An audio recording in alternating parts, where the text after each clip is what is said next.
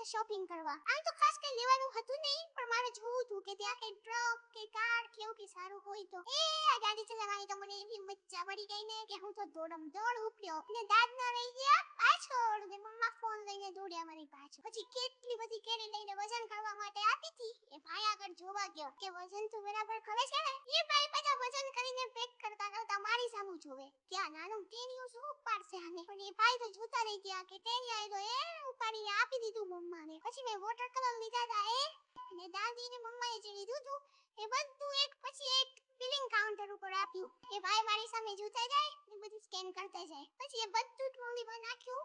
મારો હાથ નતો અંબાતો. એ બધી વસ્તુ દાદા મને નજીક લઈ દીધી.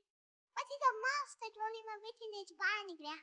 મજા આવી આ ટ્રોલીમાં બેઠીને ફરવાની. ત્યાર પછી પૂછ્યા કે ઉભેલા ભાઈને બિરાડ્યું. એ બધી વસ્તુ સામું જોયું ને તો એક વધારે હતી, પણ એ તો જ હતો એટલે એને હસીને સિક્કો મારીને બિલ પાછું આપ્યું ને અમે નીકળ્યા ઘરે જવા.